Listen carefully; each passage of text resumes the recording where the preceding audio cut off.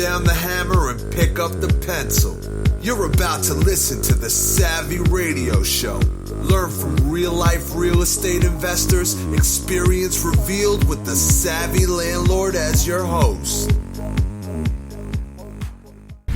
Understanding the sheriff's sale. How many people have been to and or bought something at the sheriff's sale?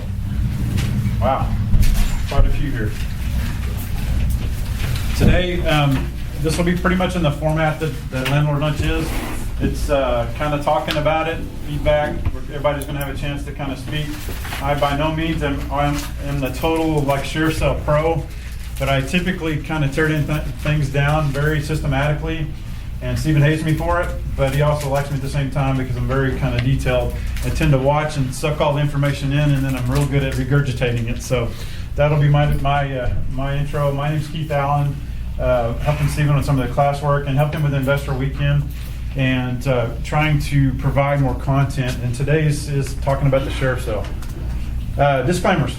I am not a lawyer, accountant. I'm not the title company, a realtor, or a banker. You do need access to these people if you're going to be a serious investor. And most of you probably have this all pinned down, but there are aspects to the sheriff's sale that you probably need to have these relationships. I know this is going to be kind of small, so I try to make it as big as possible without having one line per slide. So, but these are things you need. Any real estate transaction has some risk. Any type of investment has risk. And you always need to understand when you're buying houses, especially at the sheriff's sale, the risks involved with it. We won't talk about all those today, but there is risk, and you need to know about those things. You need to educate yourself. I'm going to talk about the Oklahoma County Sheriff's Sale. There are obviously other counties in Oklahoma. I've talked to some of the lawyers that go to those other sales, and some of them sound a lot like Oklahoma County, and some of them sound totally different. One guy said he showed up like 7 minutes late, and the whole sale was done. So maybe it was only 2 houses. I don't know, but it's surprising how fast, even in Oklahoma County, they can get to those houses. So I'm only really going to speak about that. Somebody in here has probably been to another county, so it's worth catching up with them afterwards. So, fears. Who can name some fears? Maybe some fears you have about the sheriff's sale. Can't see the house. Can't see the house. El numero uno. What else? There may be expenses beyond just what you bid that if you didn't do your homework, you might get stuck with extra costs that you didn't plan on. The cost gotchas. There may be other things that are going to be wrapped in there or that you're responsible for that aren't in the bid, like the bid price that you got it for. Any others? The title report might not technically cover everything. Title report may not have all the details. It's akin to that. There may be baggage on there that you haven't thought about. If it's occupied, then you don't necessarily know what you get when they leave. Theoretically, they're supposed to always be unoccupied, but you know that theories are only theories. So it could be some tenants or occupants. They may be, we'll just call them disgruntled if they're losing their property. Because I tell you, because I've dealt with pre-foreclosures, the people just don't get it. They don't know that it's fixing to happen. I think sometimes they're just like, wow, I really am going to lose my house. So you can imagine what that carries into it. What other fears are those? Just because you didn't win the bid doesn't mean you're absolutely going to get that house. Because it has to be confirmed, and there could be things coming in there that, like a bankruptcy, that would cause you to lose that house. Yeah. So did everybody hear what you said? Just because you won the bid does not necessarily you're getting the house. There's a confirmation involved. There may be other parties that have interest. Don't go over there and start doing stuff. Yeah. As the sheriff will say during the sale, and it is performed by some sheriff or undersheriff or whatever they are, do not go over there and start putting wallpaper up. It is not your house when you win the bid. I know some people that maybe sketch into some gray areas on that. You need to be very careful, or you might be back in the courthouse for a different reason. Just some things to think about. Any other fears real quickly? Liens. There can be any number of liens. I've seen them. And the thing is, and we'll look a little bit at this stuff, liens are like, they're not always recorded the same. Sometimes they come in from different areas. Just about everybody and their dog can do a lien, I think, sometimes. I'm not sure how many of them all legit. Like I said, I'm not a lawyer, but it can be for any number of things. We'll talk about a little bit of those. Any other fears that we haven't talked about yet? Overpayment. Overpayment? It's a good one. We'll talk about that too. Overpayment, at least to me, that means, wow, I just What did I just do? what did I just do? Because I tell you what, and I'll hit it again in a minute. When that gavel comes down, you bought it. And there's some things that people do. I wouldn't be comfortable with them if they. I mean, obviously people do kind of bow out on those deals, but you have to be careful because they can. You're obligated to purchase a house if you win the bid. Okay, facts and fears. We'll talk about facts first. Basically, it's a foreclosure sale for the most point, and it happens at the Oklahoma County Courthouse. It's in the big room. If any of you have been to the jury duty, that's where they kind of plant you and disperse you. It's in the big room on the 5th floor, I believe it is. It is an auction-style sale. For the most part, it happens every 2 weeks, and I've seen anywhere from 50 to about 100 houses go on the block. And you look at that, and it starts at 2, and you're like, man, how am I going to get out of downtown after this is over with? But they fly through those houses typically. And it'll be 50 to 100 minus the recalls. There's two ways of recall. Some, you'll see them on the list. They'll already be recalled when they're on the list. And second, the day of the sale, when you're standing in the real long line to sign in, you'll see a posted sheets for the sale, and they'll have some that are recalled like that day. They can be recalled for a number of reasons, but they're going to be usually in red ink. And so you need to hit that board because maybe that one house you're like sold on and want to buy, it may not even go up, and you'll sit there for whatever and miss it. But typically, you'll probably have several houses that you want to look at. The fact is, it is a source for potential deals. You can get some deals at the sheriff's sale. What we talked about a minute ago is just being educated about it. The starting price is 2/3 of appraisal. Now, when we say appraisal in this case, this is probably appraisal that the county has ordered. So it may or may not be what we would think is a good appraisal on the house. And something to watch on appraisals is we want that appraisal to be what? We want it to be lower because then 2/3 is more in our ballpark. And 2/3 is another issue we'll discuss in a minute. But I look for the houses that may be worth 150, but they got appraised at 120 for the sale. Then 2/3 of that is a better deal. So appraisal, you need to make sure that you kind of understand what it is. And so after about, probably a dozen sales, I was like, well, I really need to look at that because if it's appraised at probably what we consider a good ARV, even 2/3 is probably kind of lean for most of us, unless it's a flip type deal, and that's another discussion altogether. You have to pay 10% in basically certified funds within 24 hours. I know people that'll stretch that a little bit, maybe till Monday because the sale's on Thursday, but you are obligated to pay that 10% of the sale price or the bid price within 24 hours. That's a good time when we talked about title to probably really pay attention to what's going on there. And then prior to the confirmation hearing is typically 3 to 4 weeks, probably depending on holidays and court schedules and stuff like that. You have a confirmation hearing. That money needs to be ready because the lawyer for the firm that handled the business is going to go up and say, we've executed the sale, such and such. It was a legal sale. Somebody's bid a price that was more than 2/3 and so forth and so on. And they've paid their money. So we want you to go ahead and sell this house to this person. Until that happens, until you get that paper signed, I guess by the judge, it's not your house.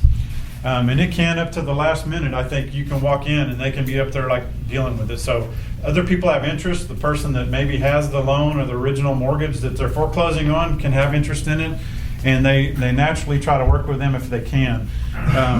So there can be some stuff there. That's the facts of it. I think we hit most of these fears. Everybody has some fears associated with sheriff sales. I've talked to Stephen before, and he's like, oh man, those things scare me. And like with anything, it's just getting some knowledge wrapped around the sales. These are some things that you can run into. By no means this is exhaustive, and we'll take a little quick look at a site in a minute. They don't always look like that. They don't say, hey, I'm an HOA assessment lien. Sometimes they're a little more abstract. You can have assessment liens, mechanics liens, medical liens. You can have judgments. The city loves to throw stuff on you for like grass and stuff like that, and a lot of these have that. So when you're taking a look at Rome, which we'll look at in a second, you see a house, it's got probably the notice of the sale or list pendants or something like that on the top of it. And so you want to find the details about mortgages and stuff like that, but you may have pages after pages of something about grass. They mow the grass and they stick every house in that list. So you may have to look down, like after I've looked as many 20 pages down to find the meat about the house, maybe when it's sold or the original mortgage or something like that. Something else, we talk about mortgage. You know, there are houses that obviously have more than one mortgage on there. And they can have additional mortgages. And you think, well, if you get a house and it's worth $150,000 and you have a loan for $100,000, they would only loan them another $50,000 or maybe 80% of that $50,000, right? It's not the case, man. I've seen houses that are worth $150,000 with hundreds of thousands of dollars worth of stuff on them. Now, it probably maybe isn't all like HELOCs or line equities and stuff like that, but you can have judgments and all kinds of things. And they can have stuff that has nothing to do with the house, but that's what she was talking about a while ago. It can have an effect on the house. It can be oil rights or oil settlements or damages in business and stuff like that where they didn't protect themselves properly. But even if they did, if they found out who they were, they're going to try to attach to these cases. And so you need to be careful like that. No deals available. Who thinks that? Anybody think, well, it's really not a good place to get deals? There are deals there. They don't just like fall in your lap. You have to work. I'll be honest, when I do a really strong sale, I have a criteria that I meet. It takes a while to develop this list because you don't want to decide when you're sitting in the seat at the sale if you want a house or not. That is not the time to decide. I can almost guarantee you'll make a mistake. So you want research. You want to do, hey, does this house meet what I want to do? Is the cost going to be right? Am I going to overspend? And know about these other fears that we talked about prior to getting in a seat, because I see people that'll just bid. And I was like, man, I looked at that house. It has like 30 pages of stuff on it. I would never touch that house. It was like my big old red marker, scratch it off. And so that when I first started, I was like, well, the banks buy everything back. Why would I even go to a sheriff's sale?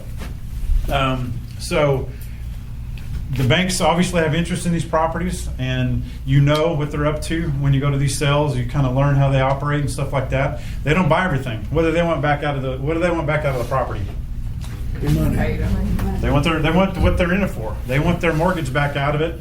I don't think they even chase the legal fees, which they obviously pay to get there, but they try to get back out of it what they've got in it. This was a big one. First one, don't get to see the property. You don't know what you're buying. Big fear. You don't typically get to see the property.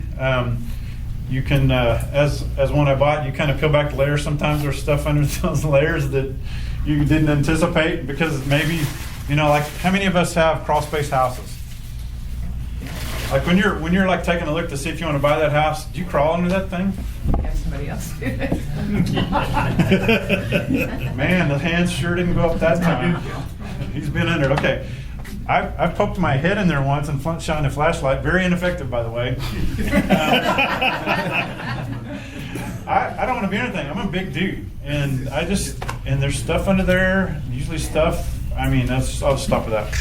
Anyways, you can see the property by driving by. You just can't get in it. Right. You can see legally. it. And we'll talk a little bit about seeing it. We're not going to be able to totally get rid of your fears, but we're going to kind of talk about some of these. And competition, we'll also talk about that. That's one that I threw in there because if you go to a sheriff's sale, that's what you're going to battle. It's competition. So we have probably 40 plus people in here today. There's going to be 4 or 5 times that in a sale, and everybody thinks they want to buy a house. Some of them are learning, like I did. I learned for like 3 weeks or 3 sales. And some of them are in there because their house is on the block and they're totally uneducated. And they're the ones I think almost always probably get, I don't get that piece. I don't know how they do it because there are legal ways to handle that beforehand. But there are people that are very serious and have very large bankrolls. There are people that don't know what they're doing and they'll jack the prices. So there's a piece of it, and we'll talk about that last, of how to handle kind of the room. And it is very important. Okay, the mechanics. I won't jump out to this, but I will try. So I'll pardon my technicality here. The sheriff posts sales on their site, and you can go to the county sheriff's site and see this. This is micro tiny, so I apologize. But basically, the next sale that's happening, like I said, they typically happen every 2 weeks, is down here. That's the date. It'll talk a little bit about the mechanics of the sale every 2 weeks, 10% down, confirmation hearing, such and such. But here's going to be your next sale. If I submit this, it's going to pull up the sale that's actually tomorrow. Well, I say it will. It might just lock up on me. Okay, this is the sale. Oh wow, I can do that. Sweet, look at that. I had faith in it. Wow, that's pretty cool. The fun of the touchscreen. Okay, so on these sale pieces here, basically the date's on there. This case number is the case that they filed to foreclose on the house or whatever. You've got the plaintiff, which can be just about anybody. This one looks kind of suspicious here. It's a big country contractor, so what are they doing there? They can foreclose mechanics liens or whatever you call it. They can foreclose for that.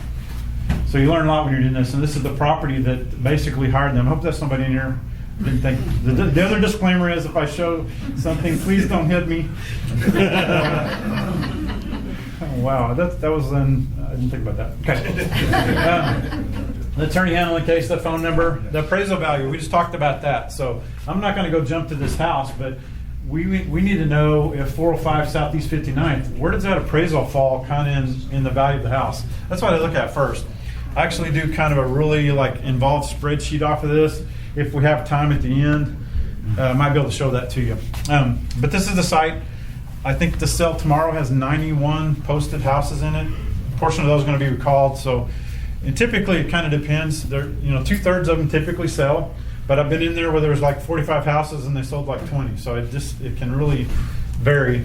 And a lot of times you can't really know about those until you go look at that red sheet.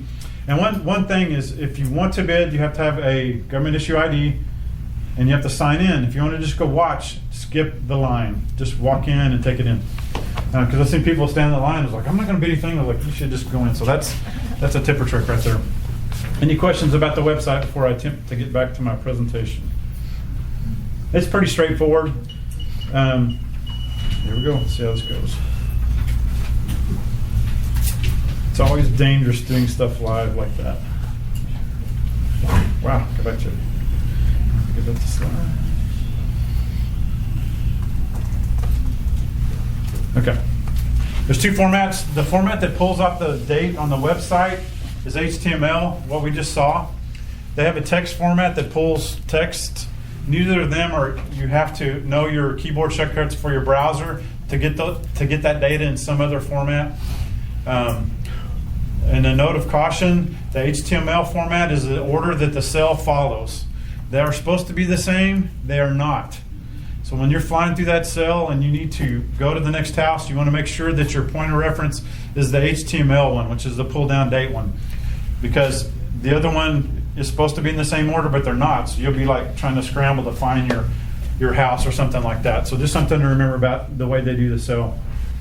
And the next time it happens, it could change. So that's the other thing. Always be flexible because it can. This one's kind of important to me. Prepare it in a format that you can use.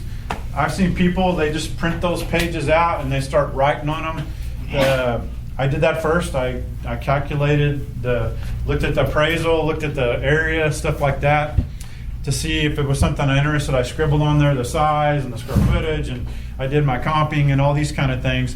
But now I put all that stuff in a spreadsheet that I can roll through. And the number one reason I like a spreadsheet is, first of all, I can hold it in one hand when I'm flipping the pages. I can also insert pictures of the property that I'm interested in. If you have Wi-Fi or if you have cellular capability for data, like on your phone, you can actually jump right out of my spreadsheet to those sites. The assessor, I do maps, I can map right out of there, and then have a picture of the property that you're interested in, because when you do 10, I mean, how do you, okay, that's the house over here. I used to put descriptions. I was like, man, I don't have time to think about but the picture kind of sticks with me, and then I know where my maximum, and if it's a solid maximum, if I got maybe $2,000 or $3,000 worth of wiggle room or something like that. So format's important. Like I said, at the end, if we have time, I'll kind of show you one of my sheets. Okay, research. This is absolutely the most important piece of the sheriff's sale. That's when you get there, it's important. You need to know what you're doing, but before you go, you want to do your research. And when I take a look at the houses, I say, does it fit my criteria? You have criteria. If you don't, you need to go home today and do it today. Pick your criteria. It may be like anywhere for these prices, or anywhere with brick, or anywhere, whatever your criteria is, price, location, things that fit you, and because there's going to be a lot of houses in there. It's when there's 91 houses and you're going down through it, you have to kind of pin it down from that, unless you've got mega bucks and then you can just buy them all, which happens sometimes. Okay, continue. Can you get clear title? We talked about this one. Now, say I'm interested in 20 houses at the sale. That doesn't usually happen because I'm not rich, but say I'm interested in 20 houses. Does anybody get a cheap enough title report that they can pay for those 20 title reports before they go to the sale? It's kind of pricey. I mean, what are they, 75 bucks, give or take, for a quick one maybe? So if I have 20 houses, let's say they're 100 because I can't add when I'm standing up. Say 20 houses times $100, that's $2,000 just to get ready for the sale. You're not going to do it unless you have a staff or maybe a relationship or something like that. So who gets to do the research then?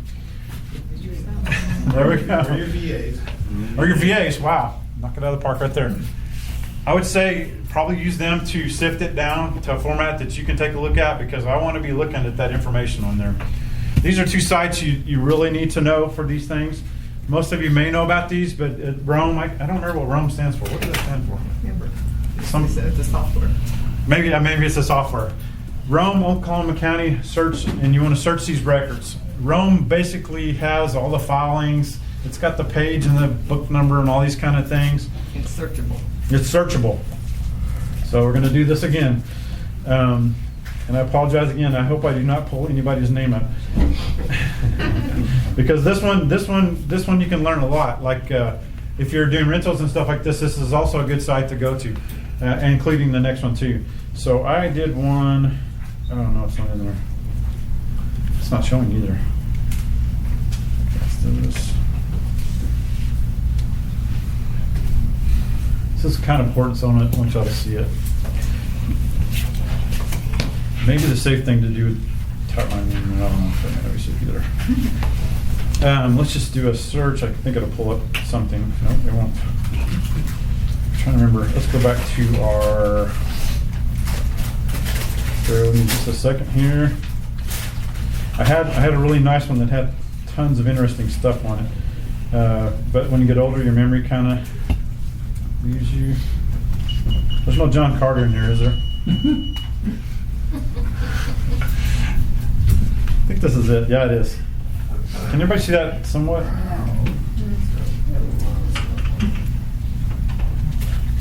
This is about as big as I can get it. This is some of the stuff you'll see, and this, thank goodness this was the name. I did remember it after all. Look at the top one there. A release of tax lien. So that's one we just talked about a while ago. That's the stuff, the baggage that can kind of persist. Some of the other stuff can be like dealt with, but taxes and that kind of stuff, you want to make sure you know about what's going in there. I've seen taxes and stuff like that weren't that bad and I was willing to pay, but you need to know before you get in there because they can be substantial. And they can be income tax. They can be taxes they didn't pay on the house and any array of kind of things. Anything that involves the government, I really take pause to make sure I understand what's on it because those are a lot harder to deal with in my experience. Look here. These are releases, which is good, but medical lien for Integra Southwest, they can put those on there. Now, those aren't typically attached to the address, but if they find out about it, they can go in. And as I understand it, when the house sells, they can actually go after them because when the money changes hands, that's when they want to show up. So Rome is a super important site. You can also take a look at the mortgages. Now, I've seen houses with, I don't know how they could mortgage that thing so many different times. Sometimes it'll do 2 or 3 times in a year, and you need to track where they're at because a lot of times we want to know how much the mortgage company or the bank has in those houses. Because if it's a sweet $250,000 house up in Edmond, and I'm like 2/3, yeah, I'm so down for that. But it's like mortgage for $260,000 or something like that. They're not going to probably give it to you for 2/3. Because they're going to go list it. After they get rights to it after the foreclosure, they're going to go list it because they know there's value in it. And we'll talk a little bit more about banks in a second. But look at these. I mean, there's all kinds of, this is probably deeding for something else. Oh, there we are. City of Oklahoma City. And I guarantee you, after you see one of those, you're going to see tons of pages because they entered in when they entered in at the courthouse, it goes in a document with all the other houses that are on the same what do you call it, lien or a judgment. So all those houses are entered in the same name for all those people. So and maybe, I don't know, the city, I've seen them for $300, $500, $600. So they are something you want to look for, because if there's a bunch of them, it's a lot of money. So you have to dig through those and kind of see, okay, it's on here, this is the price. I don't think it even includes the price a lot of times, but if you go to the assessor site, they've started back in pushing those into the assessor site. It says something like weed or something when you go to the tax page. Has anybody seen that? Yeah. So it's on there. It might be a good source of information on that stuff. Does it hyperlink to does it have a hyperlink? It's got some hyperlinks over here, and that's a good, I don't think it hyperlinks to that. It's from the assessor to the county. You can go boom and get over there. Okay. Yeah. When you have the property. Yeah, the original page has a link to get to the assessor site just like that really quickly. And I built. And then how about the mortgage? You said you can see how much the mortgage was for. Yeah, we'll try this. Let's see if we can do this here. First we got to find it. And this is what I was talking about. You see all these pages down there? 70 pages. So I guarantee there's going to be like 30 or 40 for that grass thing we just saw. So let's see if we can get lucky and go to 70. Maybe. Warranty deed. Nope. Are you looking for the mortgage? Yeah. It was on the first page of the document. Those are releases though. Oh. Yeah, releases just basically said, hey, we're not worried about you. Here's a mortgage right here. Please, and this is well, that's public information, so we're all friends. Here's one. Wow, don't you wish? That's a warranty deed. So wow, if we had a mortgage like that, $2,000. First mortgage, or must be adding. Anybody buy anything for $2,000, lady? Is it up there? Weird. Oh, didn't pop. Oh, it's a different screen. I'm out. I was enjoying it. Let me see. I'm going to have so many casts up here. We're gonna go crazy. Oh. There it is. $2,000. I don't know. Local building. It's typed with a regular typewriter. Huh? That's bail. 1929. That's Wow. bail money is what that is. Yeah, so you can see how far back that I'm goes. serious. So in 1929, you That's could buy stuff for $2,000. Man, wouldn't that be nice? Yeah.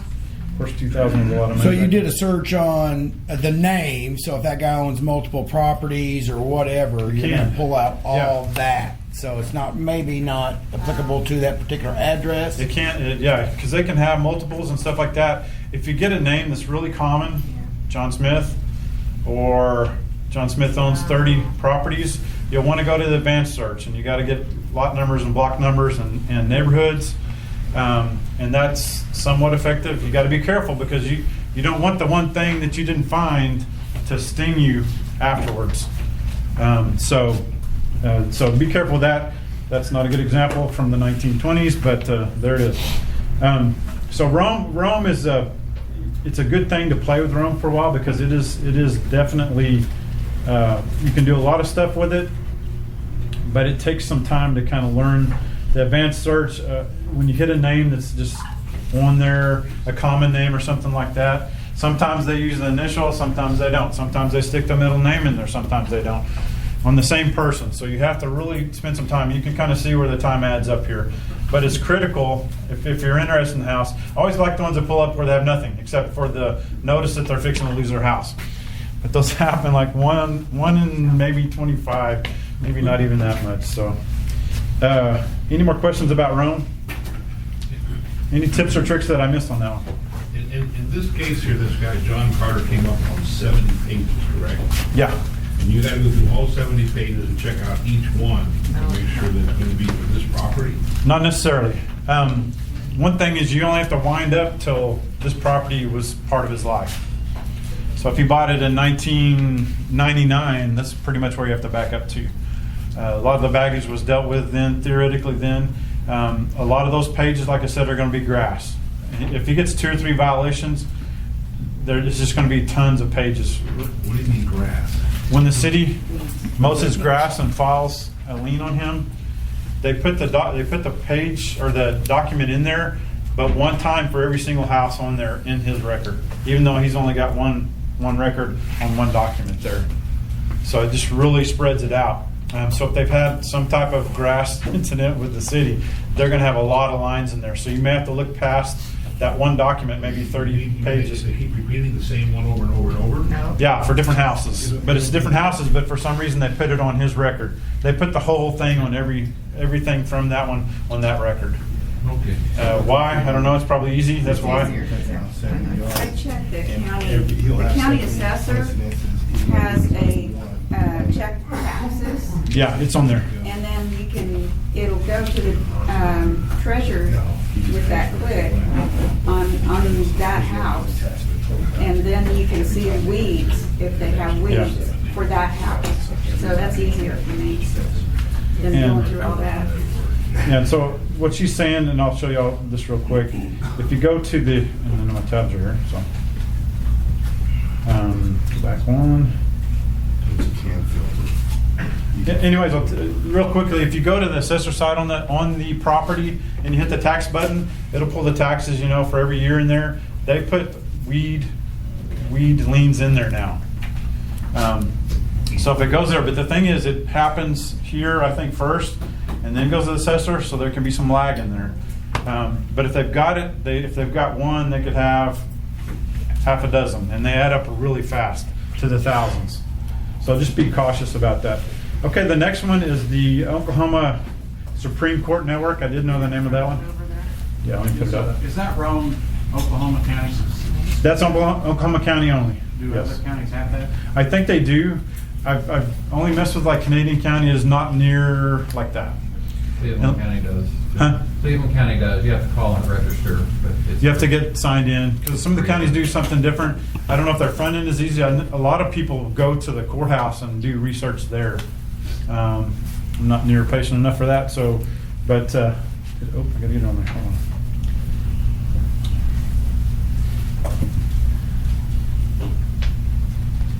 Oklahoma State Courts Network. I got it wrong, even though I thought Is everybody familiar with this site? So we're going to do the same thing in here. We're going to go look for those names. You don't get only one site to chase down, plus the tax looking for grass. But you also want to take a look at if they've got any legal stuff in the courts network here. And our friend John Carter, I guess that was his name. That was a name from a Not the movie. middle name. Huh? Put it in the middle name. I did. Well, yeah, we might get the.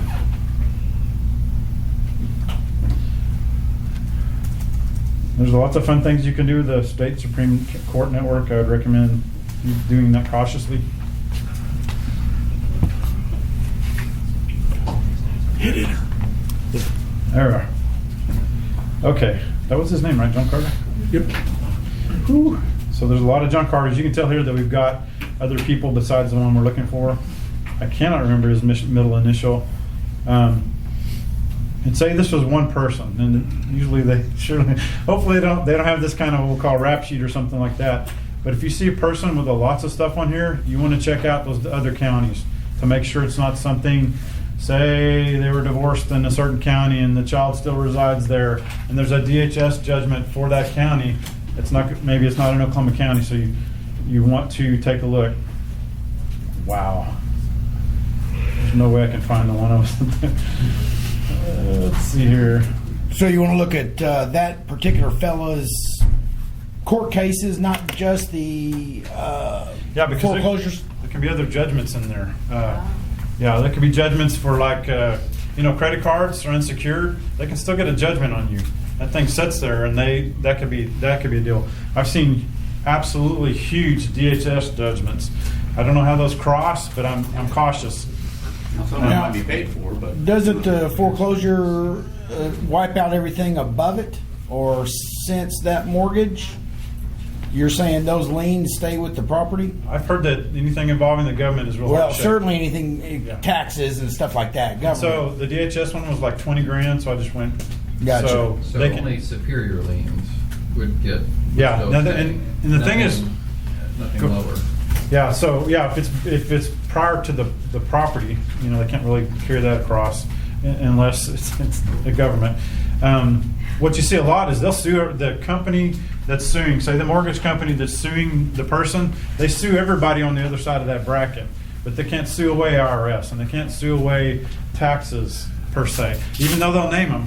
But that's why you want to really do this research and see what's on the other side of the bracket, because sometimes it's like so-and-so and spouse and maybe a spouse or maybe a person living with them and such, and then all this string of people, other mortgages, other liens, other, the IRS, anything, they'll name it in there, but they don't necessarily go away. I've heard more medical can be more substantial, such as one instance of a property had a $300,000 medical deal where the person went to a nursing home, something like that, and that stuck. What do you do in that situation? Well, that's why in the disclaimer you have a lawyer. You absolutely the guys that play big in this, they have lawyers, and I mean they don't do anything with it, because I've seen them deal with that kind of thing before, like in the hundreds of thousands of dollars, and a lot of times they lose their 10%. You can lose that money. It's just like earnest money, man. If you don't execute, you can lose that money. So if you're dealing with something like that, that's why I stress looking at these sites. When it goes to looking real baggagey, man, I'm out, because I don't want to do that stuff. I had a guy that bought like a $100,000 building. It was probably worth 250, maybe 300 on the top end, but it had like 100,000 extra dollar stuff going on in there. It was a good deal at 100,000, but not maybe 2 or 2.5. But the lawyers worked it out. And I mean, he was like stressing, and we were trying to move it for him because he didn't want to have to deal with that. So the thing is, what I do is I identify my criteria, the properties I want to go after. I do the research, and if there's a lot of baggage and I don't want to go pay for that, I just scratch it off. There are a lot of houses out there. Typically, what particular types of liens, mortgages, yada yada, can a lawyer actually work with to reduce or minimize? I think a lot of stuff that you can really work with is those other parties. Huh? I know you can IRS. There are ways to deal with that, and that's kind of beyond the scope of this. But you can deal with that. Like there's a lot of people like HOAs. When you have the other party that's obviously interested in getting something, and you can deal with them maybe more or less directly, you can actually go in there and negotiate that, because I've heard of people negotiating away most of the HOA or half of it. When you walk up with a checkbook, people are always interested to talk, right? When you have cash and you won't say, because HOA liens can get pretty high too, and you say, hey, I'm willing to solve this deal for 50 cents on the dollar today. I'll write you a check right now. Hopefully they've dealt with that and they have means to do that. They may have to go to their board or whatever. But those are the things. When you can actually deal with the other party, you may be able to get some of those things done. I've never been through it with the IRS. I know there are ways to take care of that. And then the other party can also be privy to that too. Where have you seen this dealt with? At the 3 to 4 weeks later time, where they hand over the property to you or don't? Confirmation. The confirmation now, that doesn't remove the baggage. That just means you own the house. Okay, so when do you see this, what you're talking about now? Now that stuff, I mean, if it's on the house, it's on it. So it doesn't really, like when you get a house and it has some type of, something, that's why we use hopefully some title insurance, or we have the title investigated. That stuff doesn't go away when we own it. It travels with it, yeah. So you want to make sure that you do that before you confirm on that house, because you don't want to own things that are just astronomical. So if you put a bid in and you do the 10% at the confirmation hearing and you find out all this information that you can't negotiate, at that point can you back out, or is it? You can back out. Now, you don't own the house until the confirmation. If you paid that 10%, you may not, you probably won't get it back. Okay. The second person, they take 2 people. Yeah, but if you pay that 10, you're in the deal. The second person is out of it then. But some people will go in there and they'll say, yeah, they get the bid. They don't do the 10, and they do take alternates then. And they got a house that way because they don't participate. They do not like that. I guess there's no legal remedy for that now, because they will bar you if you do it too many times. I think and it may be like an unofficial barring. Yeah. like the other buyers will take you outside and hang you up or something. I don't know. I didn't say that. But yeah, it's not a good deal. It's kind of like not executing if you're working with a wholesaler. It's not a good situation to be in. But if you pay that 10 in, you risk losing it because you have bought, it's a contract to buy the house. And there's no like inspection periods or anything, as we talked before, you're buying that house. So, anybody scared now? No, I'm kidding. Yeah. In what instances would you get your 10% back? I don't know if you pay that in. I don't know the details. That would be a question. Well, if the sale's not confirmed, right? Yeah. If the now if they do come in, exercises his 3-week right of rescission, yeah, he can come in and pay off the note and pull it back out of sheriff's sale. Yeah. So if it doesn't go to confirmation and somebody resolves it before that, yeah, you do get the 10% back then because they can. It takes a while. It may take 6 months to get it. Yeah, no, it's like not tomorrow. You have to give it to them fast, but that doesn't mean it's coming back fast. And the thing is, they have that time period to resolve the issue. That's why you see a lot of recalls like the day of, man, they're just like in there fixing it. However they fix it, or maybe they stay it or something, I don't know. So I've gotten one back just because it wasn't a clear title. That's the only reason I got it back. They couldn't resolve the issue with they the couldn't title. actually create the title. They couldn't clean it up. Yeah, so I think that's one thing to remember is you do need to do research, and there's probably going to be some unknowns, even if you know everything about it. Okay, let me get back to my presentation here. I'm getting good at going back and forth. At least I'm telling myself that. You are getting good at it. There you go.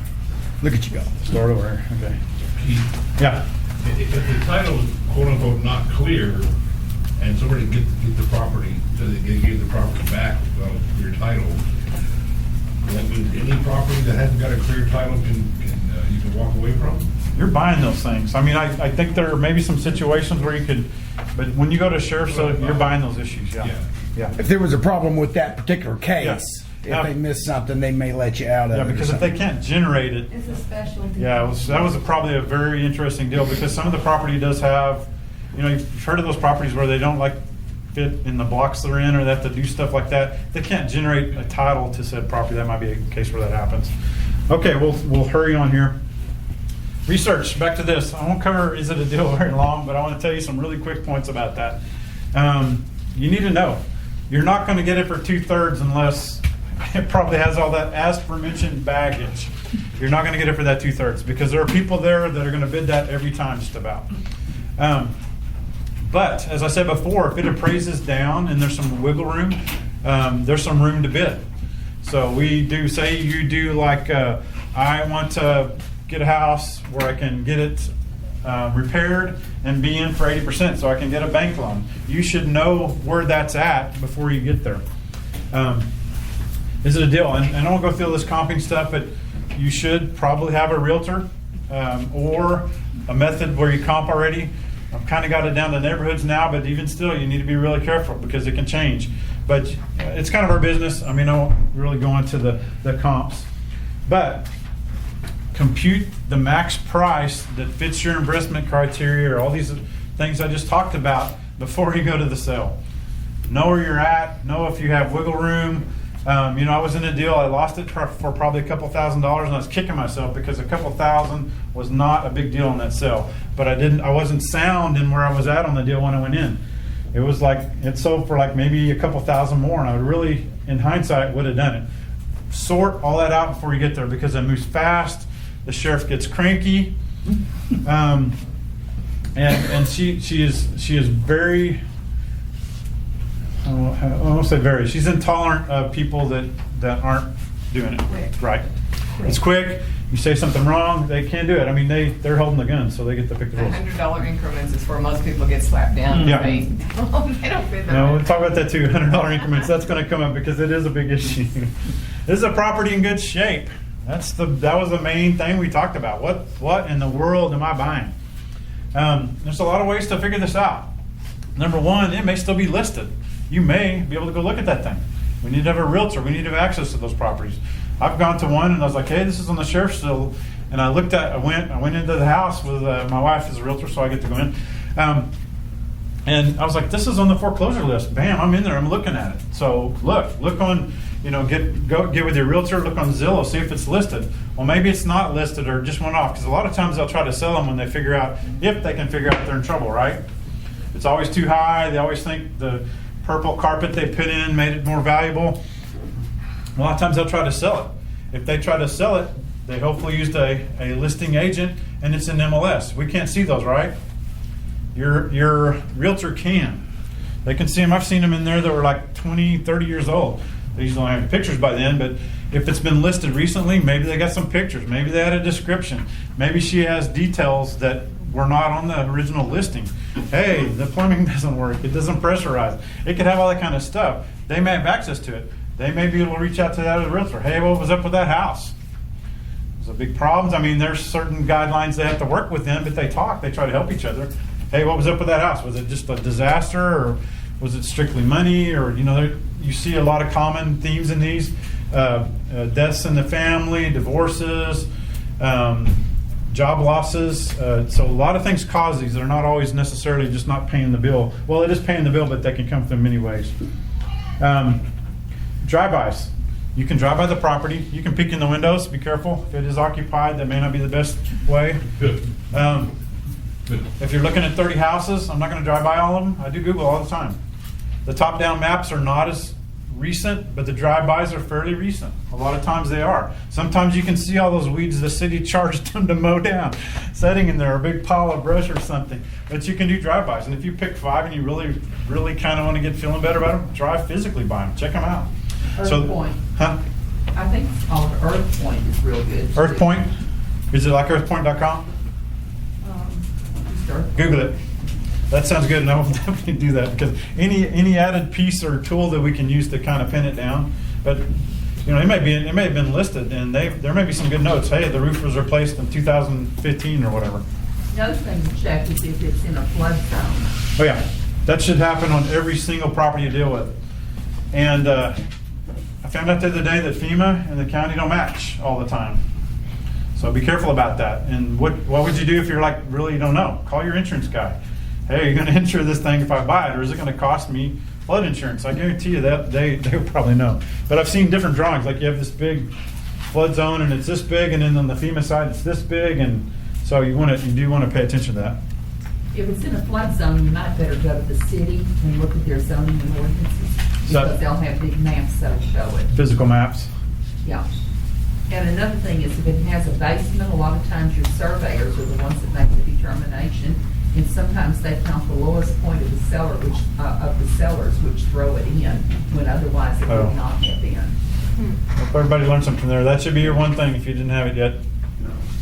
How they determine flood zones can use cellars. There's not too many in Oklahoma, but they're out there, especially in those older houses. Close the closet door if it has a cellar. They usually don't open it. Well, there you go.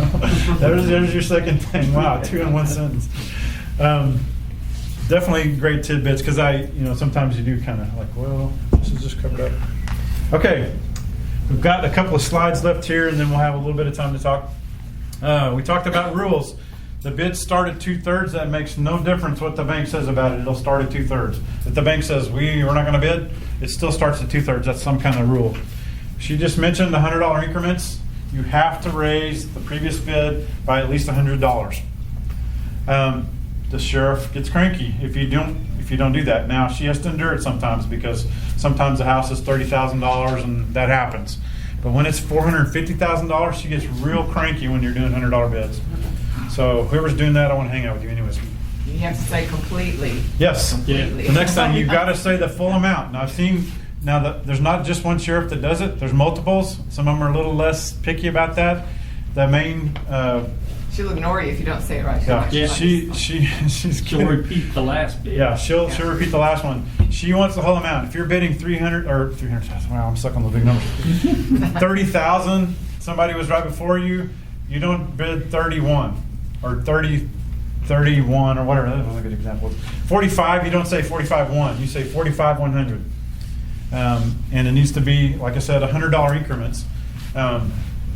So one of the that's on my tips and tricks. I can't get ahead of myself. So say the full amount. Do $100. And speak up. Yeah, speak up loud. Do not sit in the back of that room and bid on every house, or I will beat you. Ooh, it's recorded. Sorry. This is crazy. That nothing makes them more irritated, and you don't want an irritated sheriff, than somebody sitting way back there and speaking into their papers, because we're looking at that stuff. Say that's an excellent point. if you bid, you buy. I mean, she drops the, she doesn't have a gavel, does she? Anyways, if she says sold and you are the last person to bid, you bought it. You are obligated to do the 10% and buy that house. You agree to it right there. That's the way it works. I've seen people that have got stumbled in the $100 deal or maybe misstated a price. You know what? That's your price. You gotta be in tune. I've seen banks spit out the wrong price and get their own stuff for the wrong price. And she says, "I'm sorry, that's what you said." It is a legal binding auction. And so, and then the bank's staring at her, she's staring at the bank, and they're like, well, it's actually the representatives of the bank. And she said, well, you said $45,500. I have to, I mean, that's it. So the same rules apply to you. If the representatives there do it, it certainly applies to you. Okay, there's a lot of attendees and only a few buyers. You'll know who they are pretty quickly. There are like competition, and let me see, I'm missing something here. Okay. You have mortgage companies. The mortgage companies represented by the firms that are there. You have big buyers. There are some big buyers in the room that can buy stuff in the amounts that you can't, at least I can't imagine. People buying, 20, 30 houses, some of them in the $300,000 and $400,000 range. So they're big buyers. You need to identify those. So, And how do you identify them? you have to learn the room. You go in there and you experience it. You need to go experience one of these, even if you maybe don't do it yourself, but you learn the room. You learn the people. The big buyers, you'll identify them. You'll know who they are after a sale or two. Back repeatedly. Yeah.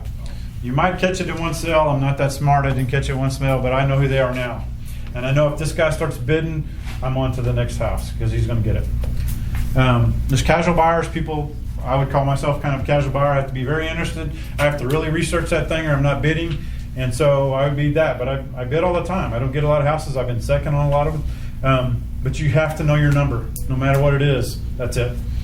Because it's just like in the auction, you're like, wow, and well, that house, I didn't really check it out, but I think I'm still going to bid on it. No, not a good idea. And you have one-off buyers. They have some reason they're there. Maybe they saw it, or they're in their neighborhood. Yeah, it's in their neighborhood, or used to be their friends, and they're not educated. They probably haven't done the research. That's why we're here. Tips and tricks when bidding: do weird numbers, odd increments. Why do we do that? Throw that in. Then they have to think. Yeah. The last thing you want to do in these auctions is think. You want to know where you're at. You don't want to think because the sheriff, like I said, she gets cranky, right? And so, somebody will bid, say, $45,100.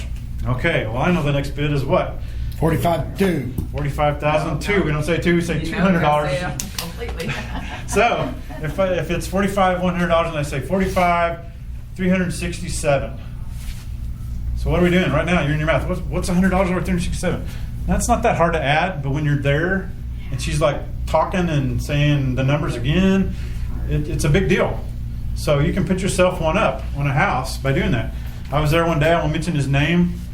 He was there, and he's an old pro. He's been at it for longer probably than all of us.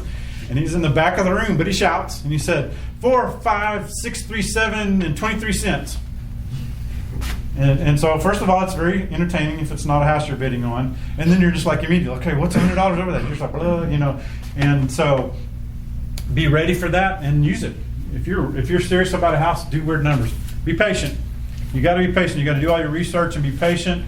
When these big buyers get involved, sometimes they'll start and then they hide in the corner for a while and they come back in and stuff like that. You need to make sure the big buyers are done before you evolve because they like appraisal and above appraisal and retail and above a retail sometimes. So it's just really hard to get in that gym. Avoid the auction frenzy. I think that kind of goes without saying.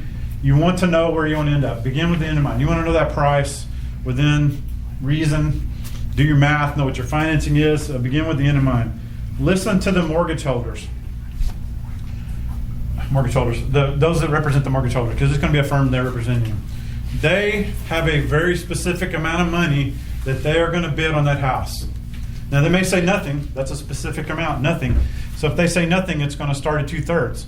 But if they're still bidding and they do bid against you, you want to know when they're done. It's real easy to tell typically when they're done.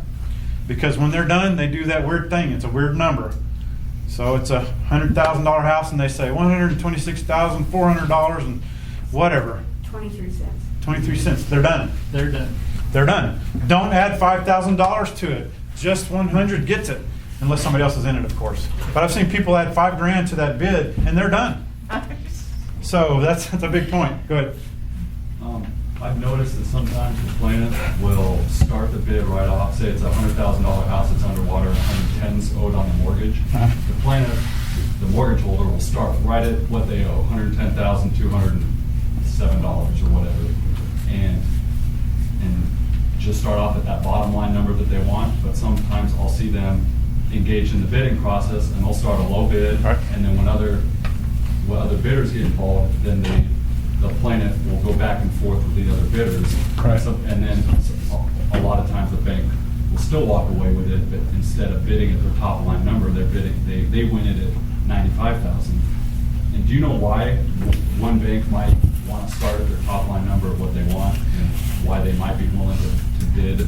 I have theories, and theories are exactly that. I think a lot of times it depends on who they send. Some of those people are pros, and some of them are hating that they're there because they're a criminal attorney, and they should be, doing a criminal case.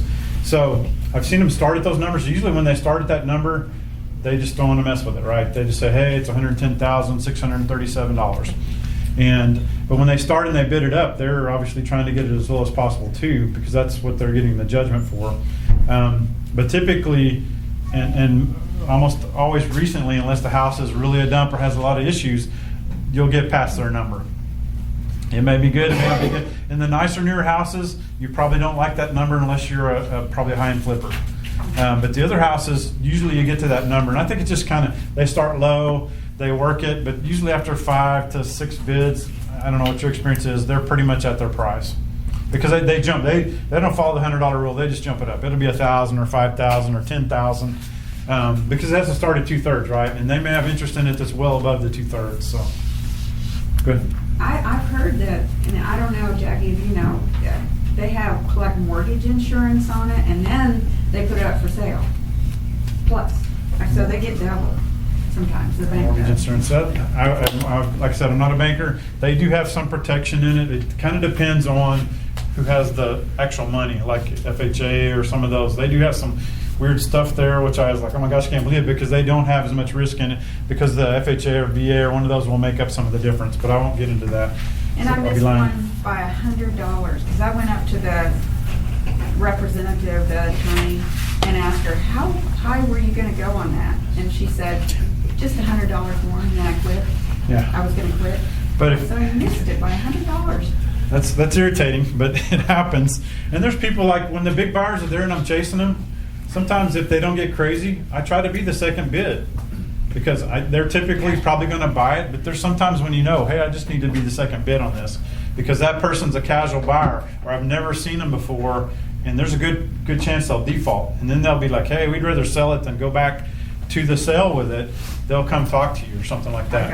I got one that way. I was the second highest, and the person that was first buys tons of houses. I don't know why they didn't close on that house. It was a great deal, but I was still You got it. come in second. So coattails is not a bad thing. Yeah. But yeah, if you're in and the price is not crazy, get in that thing. Second doesn't mean you don't get it, because you can. So when And they did may you- disappear or something like that. When did you find out? Did you find out through? They just called me later. Yeah, when they Seemed call like you. It was quite a bit later. The law firm called me and said, well, if you want it, you were Yeah. second highest. That's how it happens, and people will just like do it and then disappear. They can't find them or whatever, and they'll just call you. Can you write your name down to be the second bidder, or how do they? Well, you have a number. If you sign in to bid, you have a number, and they take the second number, and they have your information. So that's So they're what- writing Oh, down so every you bid go that up? they're recording Yeah. every bid that's made. Yeah, they always do the first and the second when it's sold, in case, well, we know that's happening. Okay, it's 1:02, so we're shutting down. If you have any more questions, I can answer a few up here, and meet somebody you didn't know when you came in. So if we see you down at the courthouse bidding, we're like, we know he did the research. We can go $100 more than Keith. Wow, I give away all my secrets. Sorry. Stop this. Thanks for listening to the Savvy Radio Show. Glide online and listen to our other motivating episodes at savvyradioshow.com. Connect on Twitter at LandlordBook, and always be buying assets.